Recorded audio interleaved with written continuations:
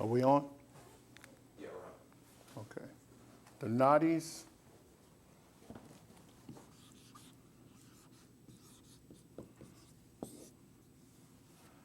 The nadis actually come from Kundalini.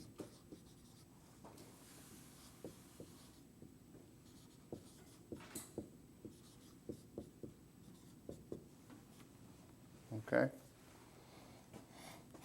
Kundalini, let's say this is Kundalini.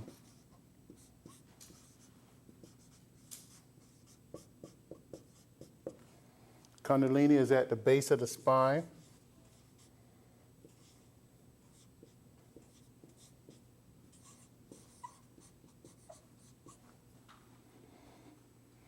And when the Shakti power turns into Kundalini at the base of the spine, it releases a sound.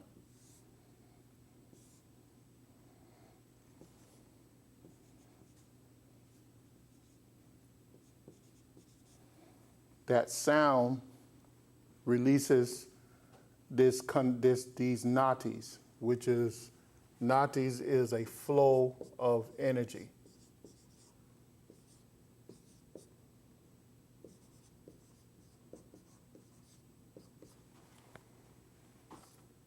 Or prana. These nadis go leaving the base of the spine, and for each chakra, let's say the sex chakra, they go into there. They crisscross in the sex center and every other center above that. Now, this intersection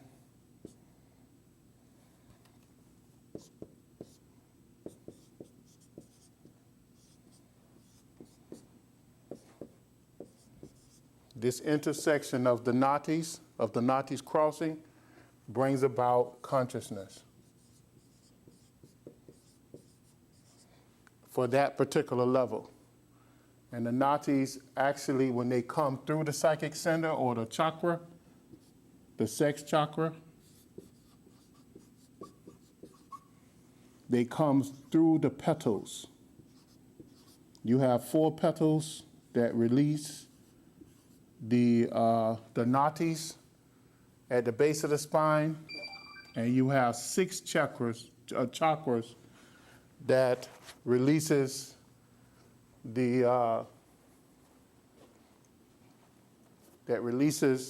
the sound all right?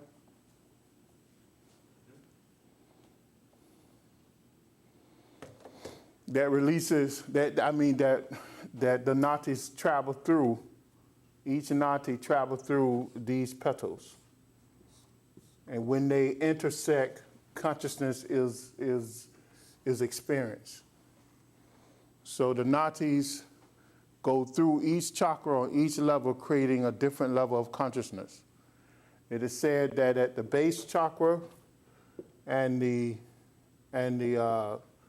sex center, you have the greatest concentration of the subconscious mind that's formed.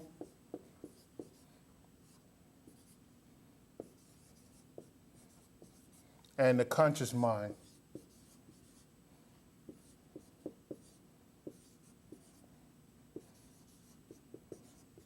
With the superconscious mind as the background source of power.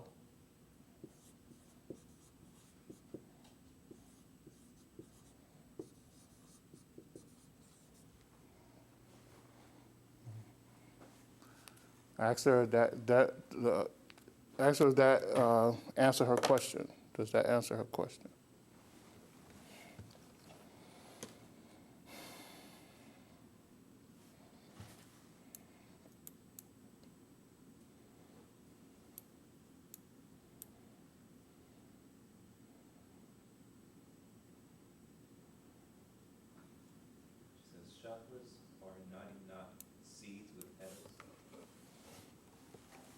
Yeah, chakras are called Nadi knots because it's there where the nadis intersect with each other.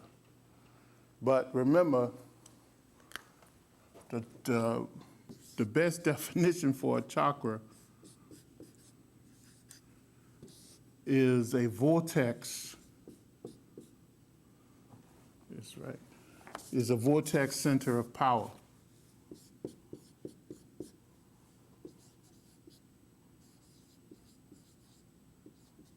And that power being subtle energy,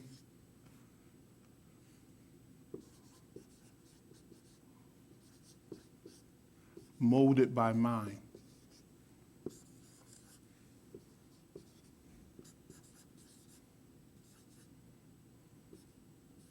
Molded by mind energy. Okay? Because it is here at the chakras are actually the realms of existence. Each chakra represents multiple realms of existence. And what we do as individuals, so-called individuals, we tap into those realms of existence in order to experience consciousness by taking the nadis, and remember the nadis is a positive and negative flow of energy. So one nadi being Pingala nadi is a positive flow of energy, and the negative energy is Ida, which is a negative flow of energy, and Ida being more of a mental energy, and Pingala being more of a vital energy. And when these energies intersect, consciousness is brought about. But they have to intersect through that vortex center of power, which gives them the ability to intersect in a balanced way.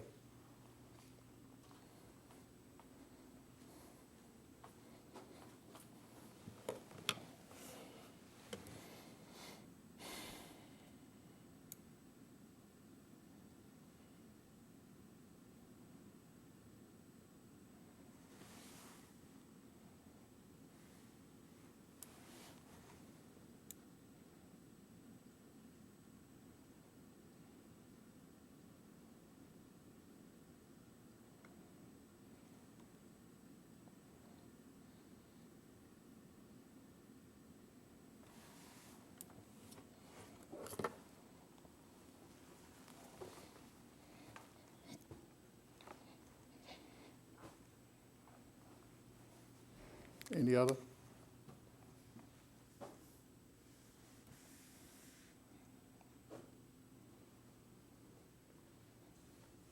Is the energy flow pattern for subtle bodies as well as in the grosser physical bodies? Don't understand. Is it the same? Are they asking? I think she's asking, is the energy flow pattern for the subtle bodies the same as in the gross physical body? Okay. One of the subtle bodies is the mental body.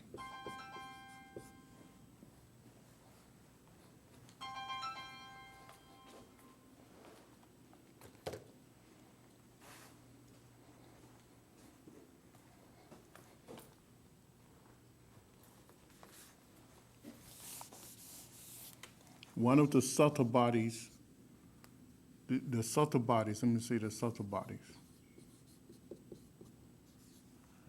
is the mental bodies.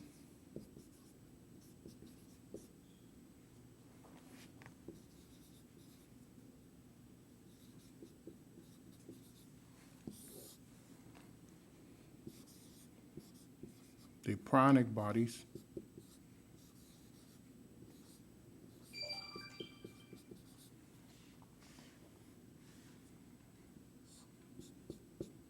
the etheric bodies,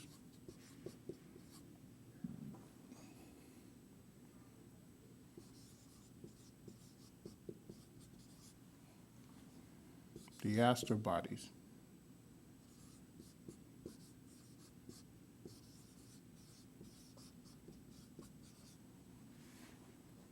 Now,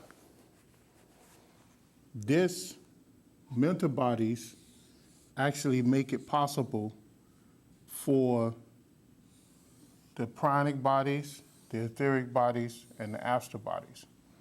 And this pranic body gives life to these bodies. And all of these bodies give life to the physical body.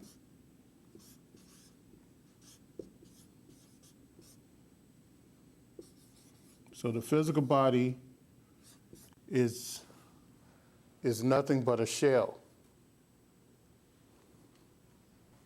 Okay?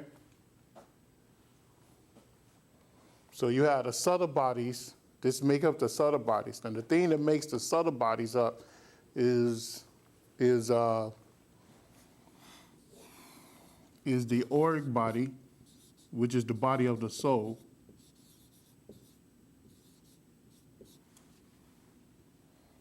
And the auric body and the formation of the Shaktic.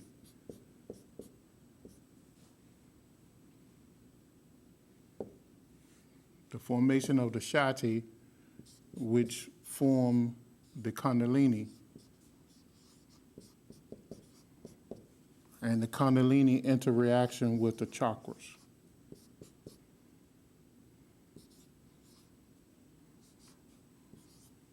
And that's how all of this that's how the subtle bodies come about. Okay? If you need more explanation, I could go into it, but I think that's self-explanatory.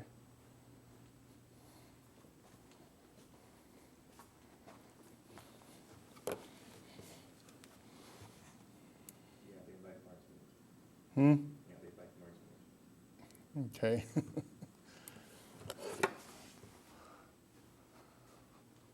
Okay, well, we go back to the beginning, and the beginning is that,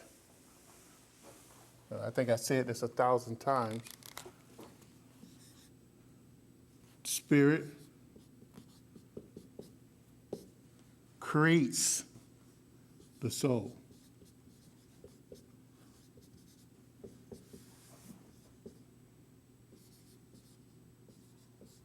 Okay, the soul is something created. All right, although the soul is, the material of the soul comes from the spirit has no beginning and no end. It's a part of the absolute of God. So what happens, soul turns around and creates the auric body. Now, what we're told that when spirit creates a soul, spirit uses, and this is spoken through all the Bibles, it uses something what the Hindus call vak, which is nothing but a parasound, a soundless sound. And the word is spoken, and the word is God, and from the word came all creation. Well, spirit uses that energy or that power. The scientist describes it best as what they call it, the wind, dark matter. What? Dark energy.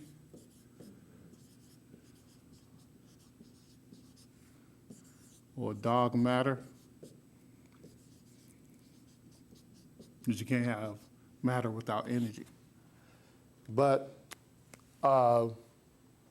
they finally came to the conclusion after thousands of years of the metaphysicians and the yogi mystics saying this, but because they said that absolute and God is total silence, total darkness, and that all energy, all power, All life comes from this total darkness, this unmanifested, because the spirit is unmanifested. God is unmanifested. So, because manifestation means limitations. God has no limitation. The spirit has no limitation. Consciousness describes limitation. So the auric body pulls on the all-pervasive Shakti power. This Shakti power, it pulls on this all-pervasive Shakti power to come through its auric field. Let's imagine that the auric field has an ovoid type shape, and it pulls on this Shakti power to come through. Now, when it comes through, when it pulls on the Shakti power, it concentrates this Shakti power through itself in a minute flow of energy, the most sacred part of the energy. And you have Shushumna, which is a sacred flow of energy. It's actually called the Shushumna Nadi. And within this Shushumna, it has 3 levels in it. The middle level of Shushumna is called Brahmanati.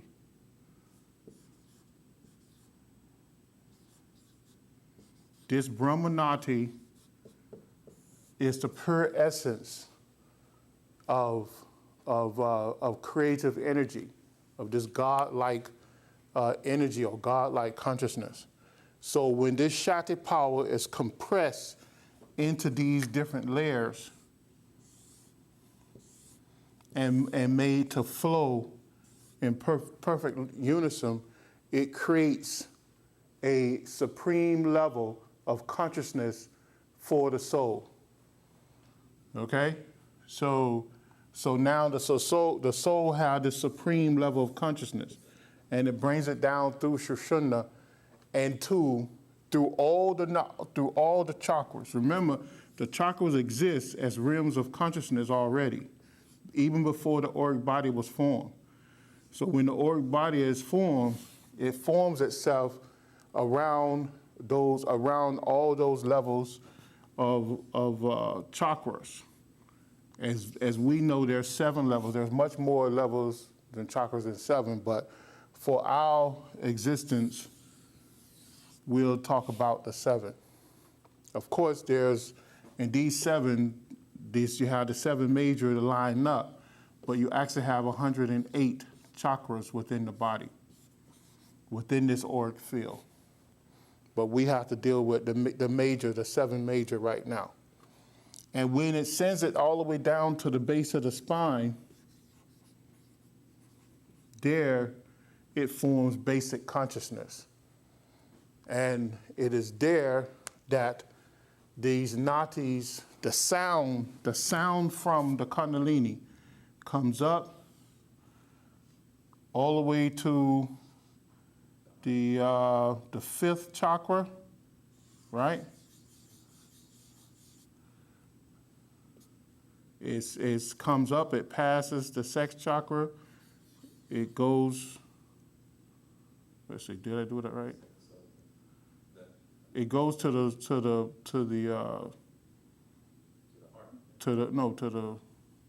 it goes to the solar plexus center, and then it goes to the heart.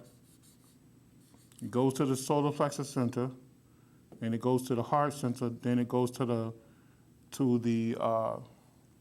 throat center, and there at the heart center, the subtle bodies are created. All right, all the subtle bodies are created at the heart center. It has to go to the throat, purify, and then come back down. It goes to the throat and then back down to the heart to form the bodies? No, the bodies are formed at the heart center. The bodies are formed at the heart center. And then from there, it goes to the throat center in order to form the physical body.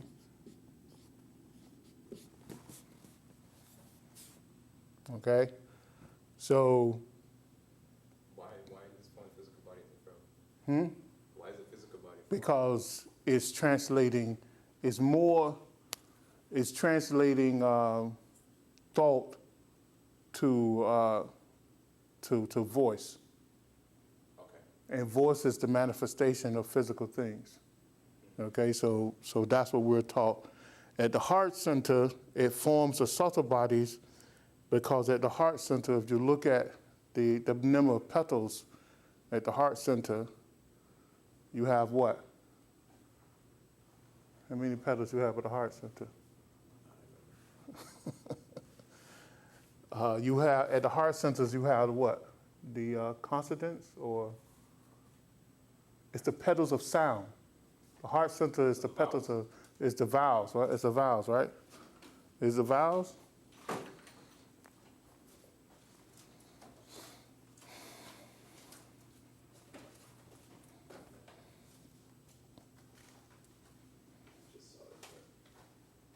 It might be the vowels, right?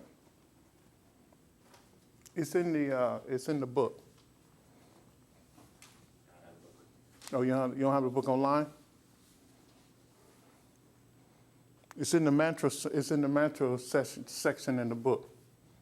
The heart center, 12 petals for semen. Yeah, I know it's 12 petals. It's 12 petals in the heart, and 16 petals in the throat, and it's 10 petals in the solar plexus center, and 6 petals in the sex center, 4 in the base. But the petals, the heart and the throat center represents the vowels and the consonants, I think. So it is at these two centers that the subtle body is created, and then the physical body is created. So it is here at this level that the subtle body gives meaning to the energy that's been generated by the base of the spine and the solar plexus center. This energy formation comes together, and when it reaches the heart center, the heart center gives meaning to the sound. And that meaning to the sound is the subtle bodies. Okay? So the energy leaves the base of the spine, goes through the sex center, goes through the sex center, it resides a place for consciousness. It goes to the solar plexus center, and it gathers the formation of energy. There's a conjunction of energy, and then that energy is taken as sound, is taken to the heart center, and the heart center gives meaning to the sound. And the meaning of the sound is the formation of the mental bodies, the pranic bodies, the etheric body, and the astral body. And then from there, it goes to the throat center, and it forms a physical counterpart to all these bodies into the gross world. And that's the fourth aspect of body. It's just like you had the 4 aspects of sound. Okay? If that make any sense to you. Our bodies here on earth are called fourth aspect bodies.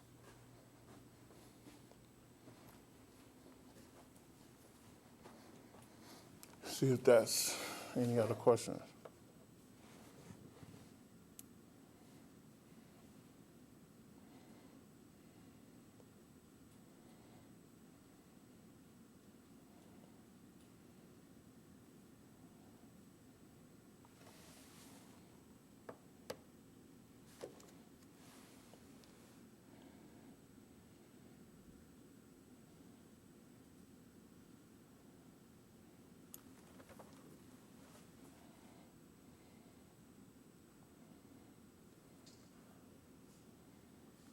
Trying to find that.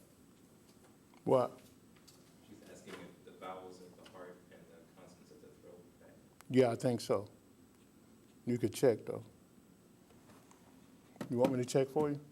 I'm trying to find it in the notes. Let's go to the book. It's in the, Yeah, I have it downloaded. it's in the book of, it's in the, it's in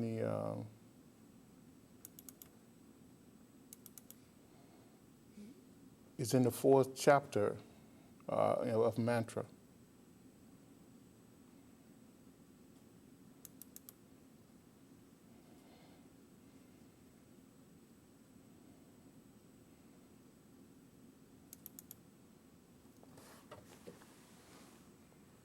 It's a chart, right? It's a chart, yes. It's 100-something page, I remember. It's on page 100 and something.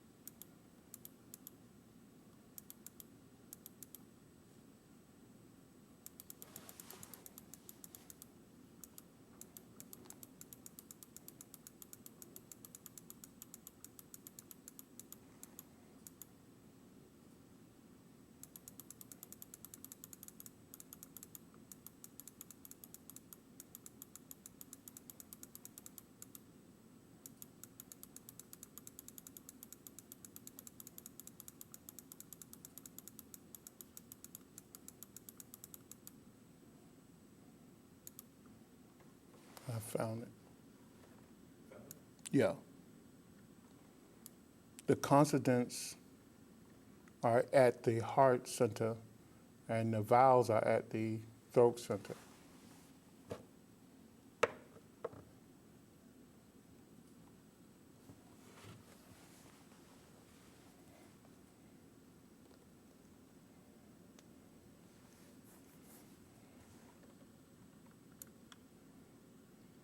It's actually on page 141 of the book. It's in the centers of the lotus. It's in the chapter called the center of the lotus.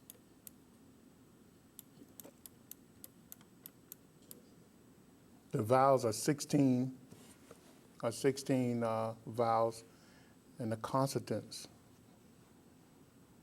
which is the meaning. That's what I meant. They are the meaning. It gives meaning.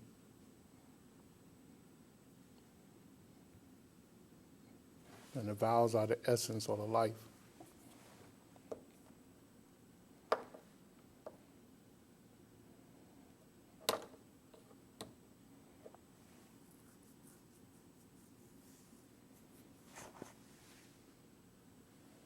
In the mantra chapter, you mentioned, I can't find it now. So I have marked in my book. He talks about how Kundalini wraps itself more than 3.5 times, and it creates a different effect. I'm trying to find it specifically. But do you know what he means by that? No, if I can't find it. In reference to what? The base of the spine or the? Yeah. I can't search.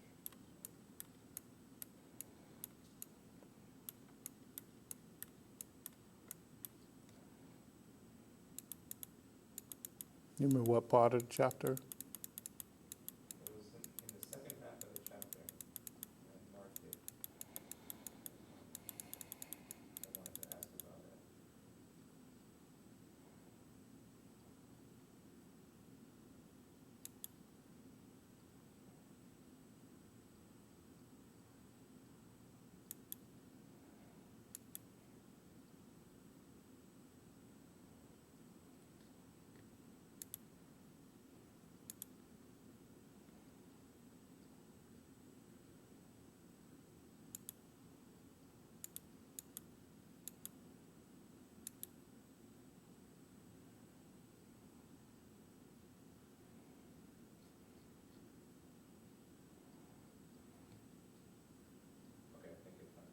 Page 93. What is it, page 92 or 93?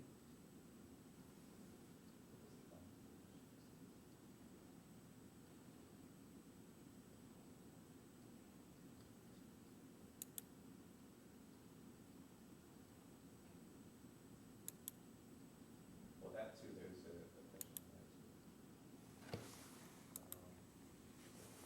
Page 101.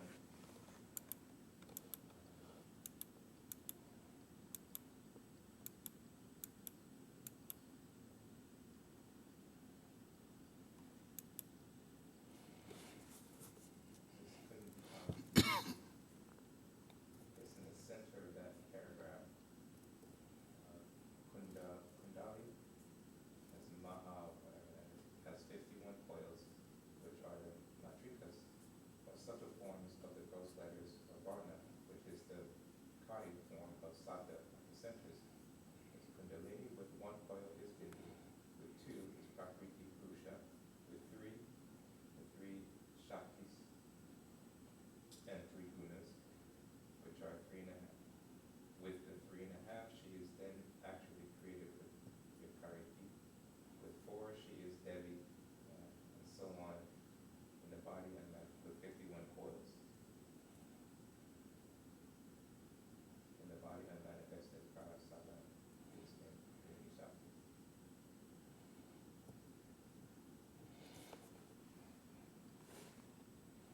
You got to go back and read the first part of that.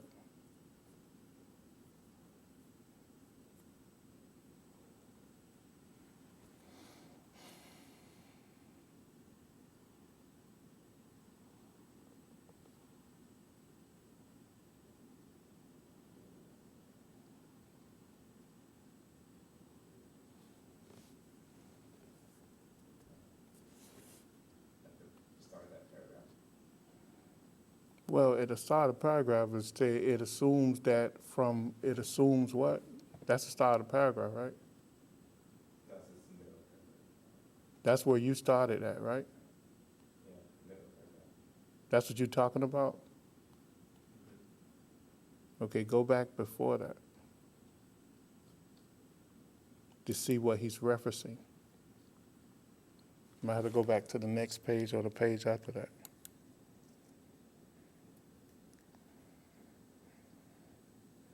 Because at that point, he's wrapping up whatever he's talking about. There's a lot of stuff. Yeah.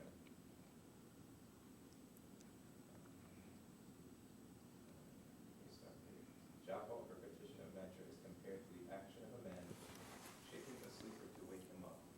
The two lips are Shiva and Shakti. Their movement is the cohesion of the two. Shabda, which issues therefrom, is in the nature of seed or bindu. The devata thus produced is, as it were, the son of the sadhaka. It is not the supreme devata, or his actionless, who appears, but in all cases an emanation produced by the sadhaka for his benefit only. In the case of worshippers of Shiva, a boy Shiva, Bala Shiva, appears, who is then made strong by the nurture which the sadhaka gives to his creation. The occultist will understand all this symbolism to mean that the devata is a form of the consciousness of the sadhaka, which the latter arouses and strengthens and gains good thereby. It is his consciousness which becomes the boy Shiva, and when strengthened, the full-grown divine power itself. Let everybody know that they can download this book on our website.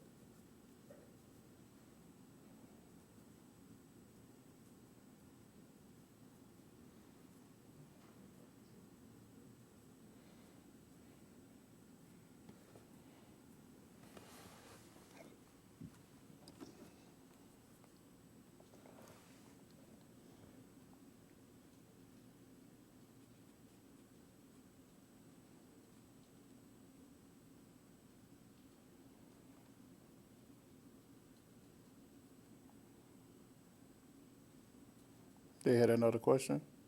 Yeah. What is it?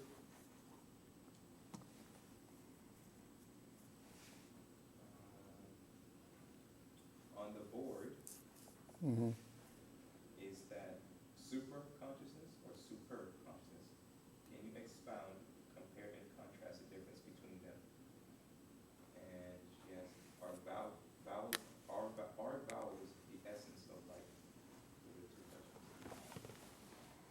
What, talking here? I think so. There's a difference between this and this.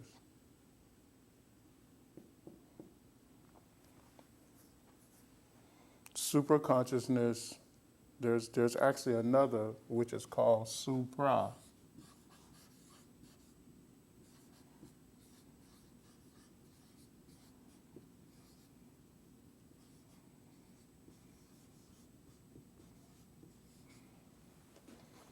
But this is utilized more by the soul.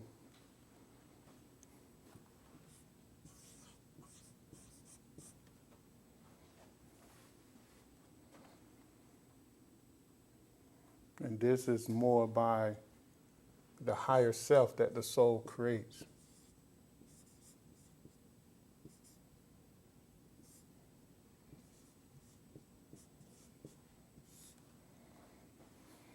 Is that simple enough? I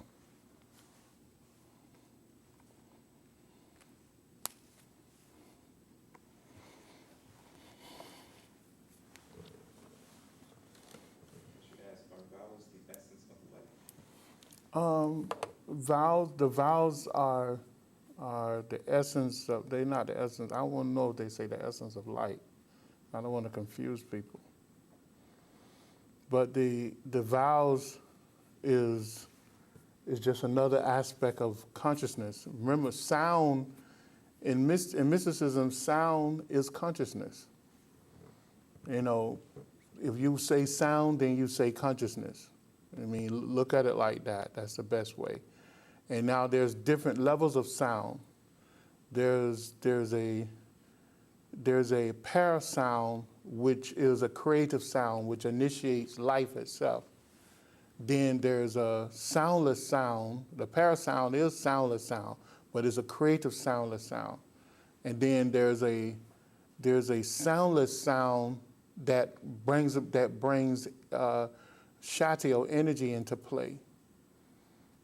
And then there's a mental sound that molds Shakti power. And then there's another sound that manifests the mental sound that have form energy into physical manifestation. Whether that physical manifestation be on an astral plane, an etheric plane, astral plane, or a gross physical plane, like we're at now. So sound itself is actually called nata, and nata is a supreme sound that flows throughout all creation, and is, you know, it's an aspect of the Creator, of God itself.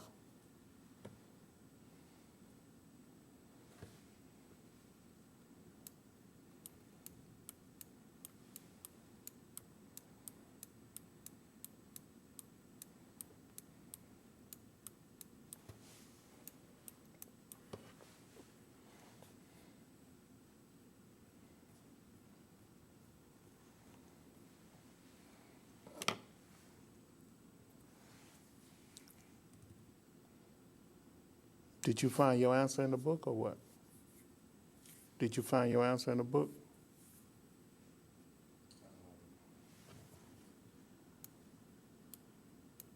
No, I'll have to wait till later.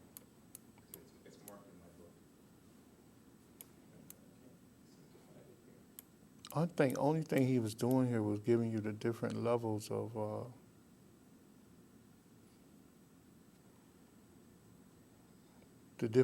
of existence As it relates to Kundalini. as it relates to not only Kundalini but as to sound. Because remember, because now they speaking about Kundalini as an aspect that gathers around the Bindu and creates life. So when he says Kundalini with one coil is Bindu, meaning at Yeah. Because remember, in all creation, this is it's hard for people to relate to this. You got this, right? Yeah. You understand this.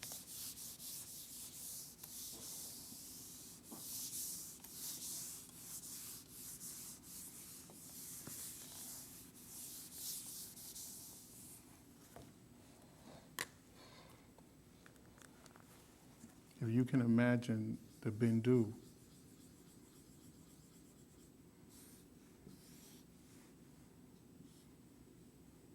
behind the Bindu is spirit and absolute.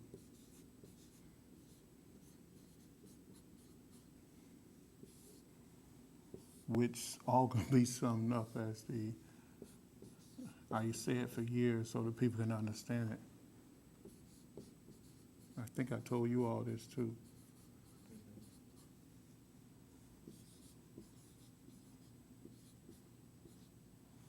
Man, I don't know why people couldn't relate to this, but they related to this more. But that's what this is. Now, this right here, being the Bindu,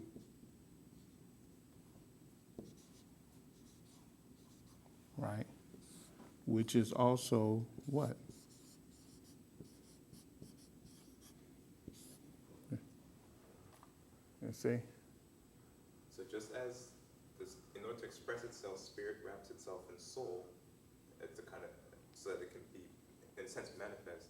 Mhm. The soul is doing the same thing to express the Bindu as chakra. Yeah, because the soul itself is an extension of the Bindu. See? Now, what do you have? What happens with the Bindu? The Bindu releases, right? And this way most people get it wrong. And they try to relate the Nadis to this, and it's not. Although it is, but then it's not on every level. Okay? The soul releases a sound, right? And that sound is nata, right? But it comes from the Bindu, but it don't come from the Bindu. It actually comes from the soul. And when it comes, it flows, and the soul had to condition it, because the soul is what? The soul is aware of what? In manifestation. Remember, the Bindu is not in manifestation. The soul is aware of what? That governs all manifestation. What? What is aware of? Spirit. Oh, it's karma, which is the law of the spirit and God. See? So the nata cannot be released into the manifested world but through a pure instrument within the manifested world, because the nata is not in the manifested world. You understand? So it needs an instrument. The same way when the cosmic beings come through to Earth, they need a clear instrument to come through on Earth. So if they can't, they have to create one, right? So that's what the spirit actually does. It creates the soul, which is a pure instrument, and then the soul releases the nata through it. Now, we're told that the petals, when the nata goes out, it leaves a petal, okay? Could the petal be attributed to like a samskara, a marking? A samskara is the original samskara of, it's original samskara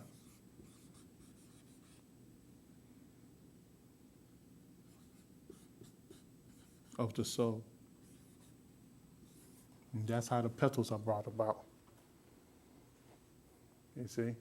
Now, that petal will last throughout the life of the auric body. You understand?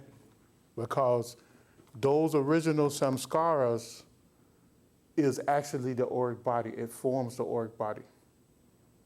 Okay? It forms the auric body, this auric body of substance, and that's the body of the soul. Now, everything else that comes through there, they can't come through. In other words, the nadis cannot come from the petals.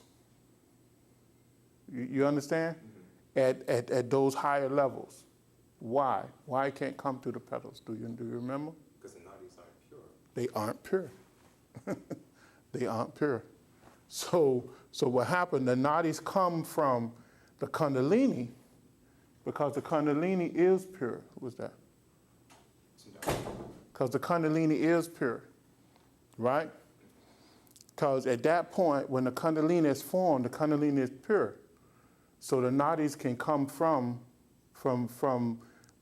those petals, but it can't come from the upper petals until it's clear, until it's pure. And what happens, it goes out and it just goes through the petals, but does not come from the petals.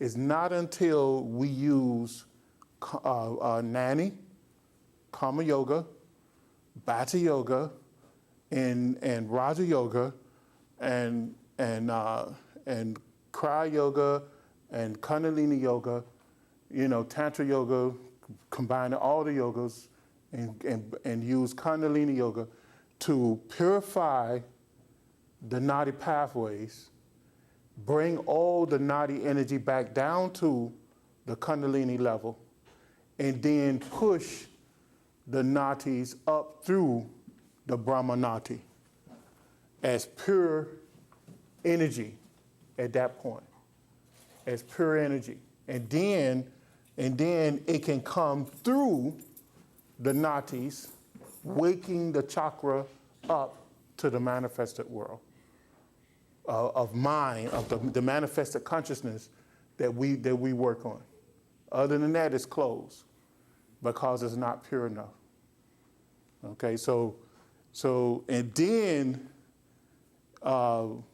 you can go back and understand that chapter about it's being the bindu or whatever, because until then it's too contaminated to be recognized as a bindu. Because remember, a bindu is a pure source of energy. It's the all knowledge space, and it's a compaction of what? Of energy, of pure energy. The sun is a bindu. In fact, the sun is a maha bindu. It's a great bindu because it has this pure creative energy. So we're so far away from that. Okay, that's why the nadis don't come from each petal. It comes through the petal, and then when it's purified, it can go through Shushana, through the Brahmanati, the center of Shushana, and then come through the petals, and then that's when it calibrates itself. Now, through mantra, through japa, we can chant the mantra and calibrate the chakras from the outside, but we can't activate the chakras in full force, but through the power of Kundalini. Okay? So that's, if you want to go back and read that and study that under that, then you'll see what I'm talking about. So when it says all consciousness and all mantra is within the body, it's referring to those petals, the original samskaras, the original letters on the chakras is the mantra. Okay? And it is so when we're chanting something like the name of Shiva, it is that power that's being called upon and manifested before the practitioner. When he was referring recites the name of a particular devata or whatever, and that boy Shiva appears before them, they're just calling upon that Shiva conscious Within themselves. life. Within themselves, yeah. Because the petals are actually the letters of creative force placed there by the soul. When you want to look at it on an individual level of yourself, or anyone really, because the soul uses this holy sound in order to bring creation in the same way the Absolute did, the same way the Spirit did for the soul does the same thing for you. And it's called the original samskaras when the soul do it, and then it's up to you. It's up for the lower part of you, the lower conscious of you, to purify that energy so that you can walk back through or activate those original samskaras. Remember, each samskara is a megabyte of power. It's the same way in your life right now.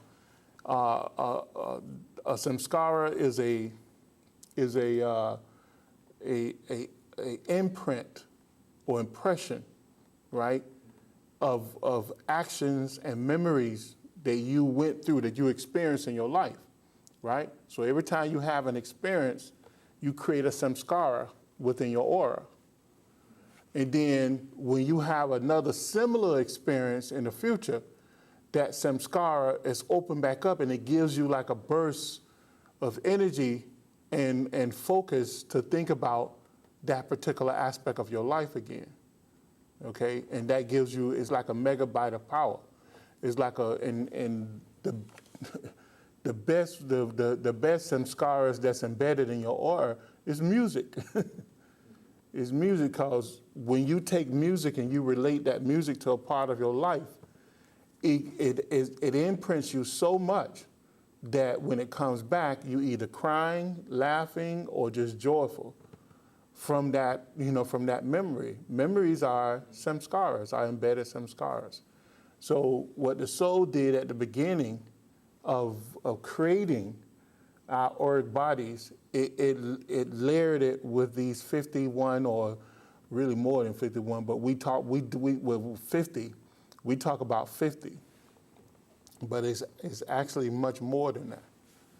It embeds it with 1,000, and I think it's 1,040 some samskaras, right? That we know of, but we deal with the 50, right? And we deal with the ones from the base of the spine to the Christ center, right? But there's 900 and something inside the crown chakra, right?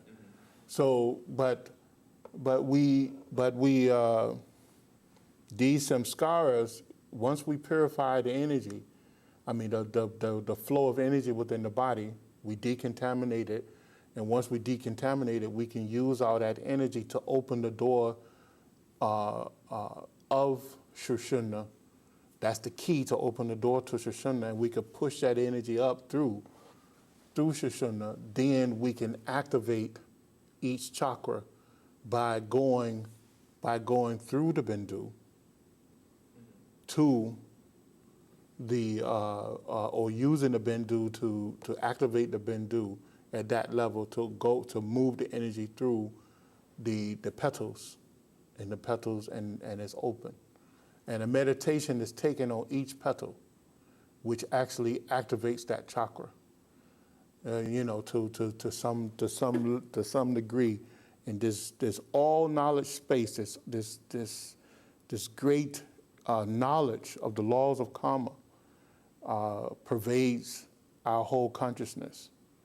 At that particular time, on that particular level, and we understand the laws of karma, and we understand the power behind the laws of karma, and then we move on and open the next, and the next, as high as we can go at that particular time. But that's what that means. Okay. Hence the Yes, hence the guaranteed power mantra. That's what it is. It's in our voice.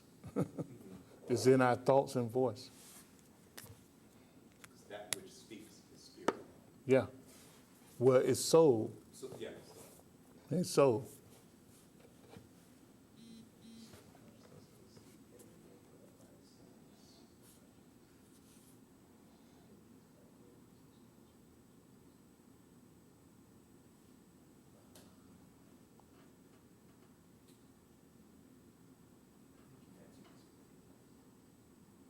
Who was that? Loretta was asking the first question. Super consciousness is the area of the higher self, and supra consciousness is the realm of the soul. That's the first question.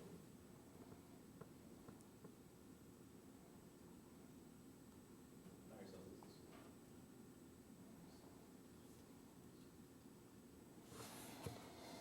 The higher self is an aspect of consciousness of the soul. All these are expressions of the soul. The super consciousness is the highest level of consciousness for the soul. So a lot of people get this wrong. Super consciousness, some people used to like to call this the soul consciousness, but it's really not. It's the highest level of consciousness that the soul works from in order to manipulate all of this. Now, the higher self is an aspect of consciousness. Remember, the soul is above consciousness. The soul is above consciousness because the soul creates consciousness. So therefore, the soul is above consciousness. But the soul uses these four aspects of consciousness. Supra consciousness being the highest level that the soul would use, as we know.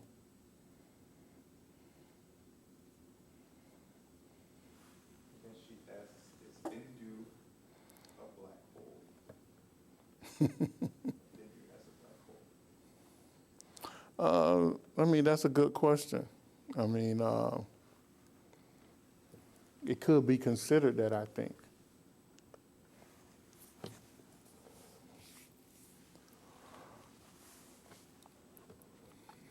Original samskara is like an entry pedal. What blueprint of the nada? You can answer that. Yeah, it is. Purification of nadi fast takes place prior to the petals becoming seeds, or are seeds and petals the same? Seeds and petal. Well, I mean, the petal is a seed mantra, but its original samskara, which is a seed mantra.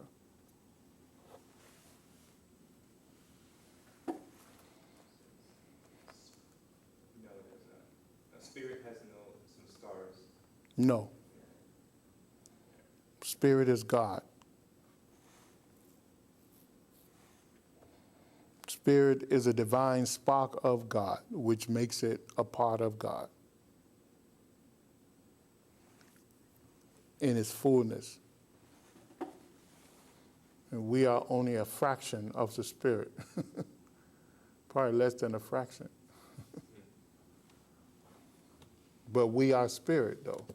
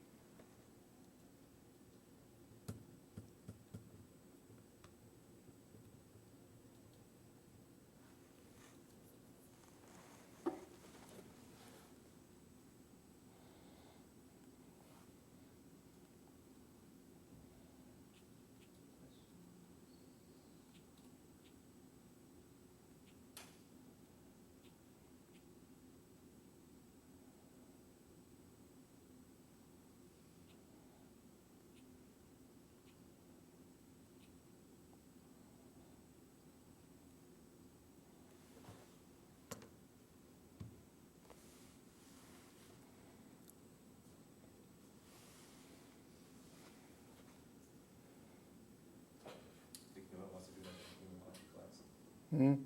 Noel wants to do it in a neurology class. No. Okay, so that's all the questions? So far. Lucinda asking me questions on my phone. If she want to type it in the chat. I don't know why. You didn't see nothing typed there? I've only been putting back and forth with her. He said, I don't know if you answered this question before, but what do the letters of the petals of each chakra represent? If it is a mantra, can you chant it? And if you chant it, what will it affect? She said I answered the question already.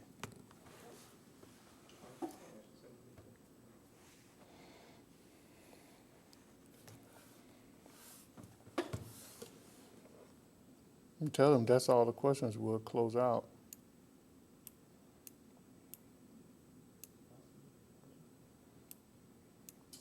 Yeah. She said she has more questions, but she's not yet able to articulate them. Thank you so much for addressing them. Is it possible for question comments by others to be repeated by the instructor to be audible? We are working on a solution.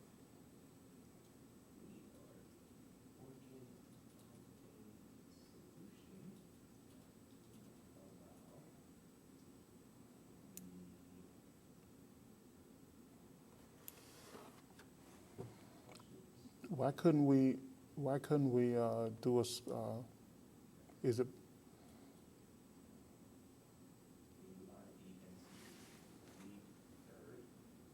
is it possible to Skype multiple people?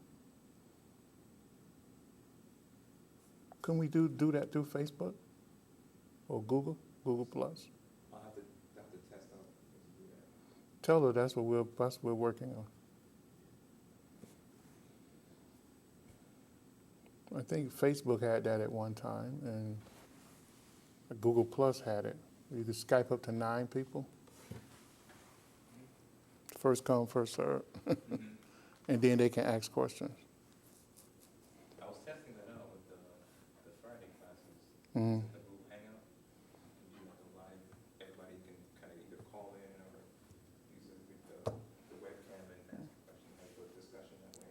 Yeah, The quality is really low yeah. because it's a live thing with multiple people participating. So, but it's doable, but it's not what I would like. Well, it'll be first come, first serve. Yeah.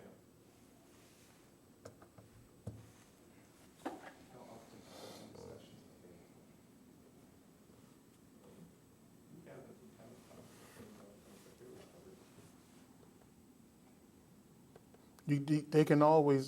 You can always ask questions at each lecture, but at least once a month. I think we try to do it every 4 classes we was doing it.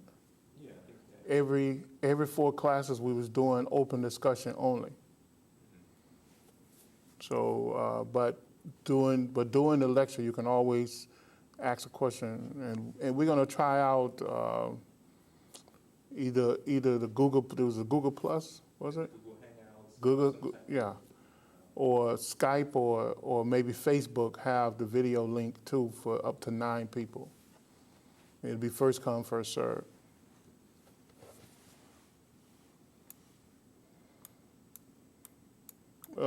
Ask them if they would like a seminar.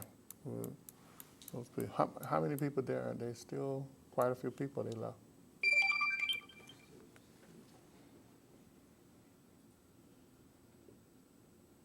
I think they can hear you better than if I type it. Okay. If I ping into the chat. I think they have the video going at about 6 people right now. Cool.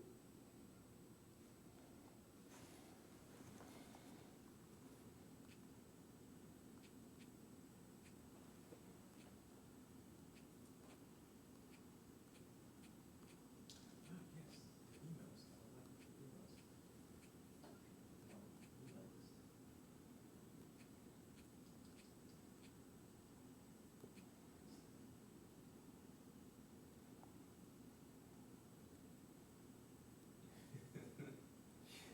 soon as you mention seminar, people are like, seminar? So yeah. Yeah, so I mean, would they be willing to come to Miami for the seminar? That's a question I'm asking.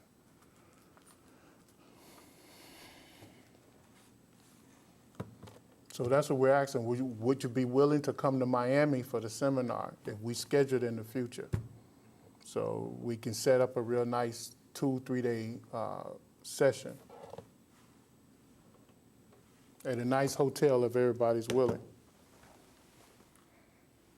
Send it to me an email.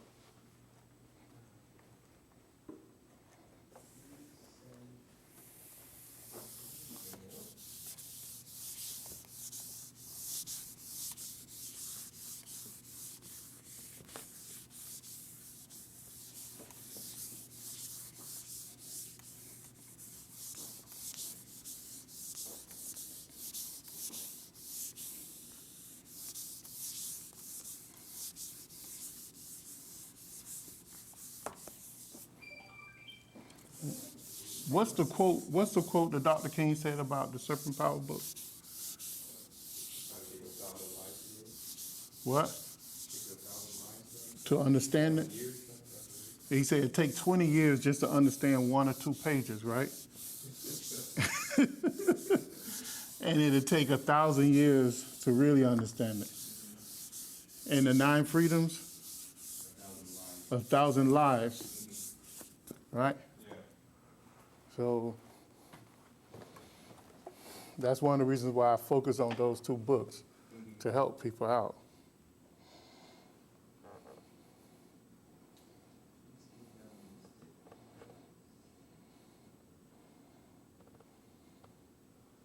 Loretta says, no, I live in Hawaii. Funding is an issue, but she would be interested in the seminar. Okay.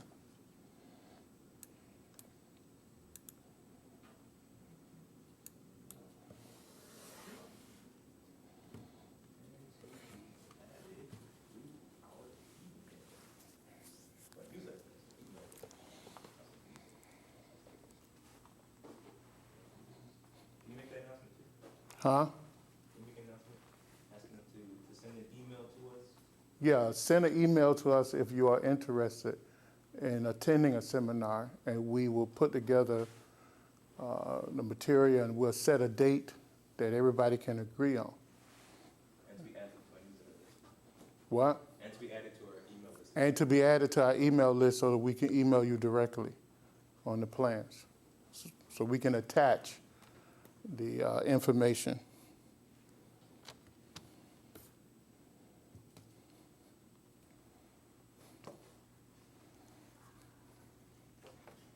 If there's no more questions, then we'll close out for today, and we'll see you next week.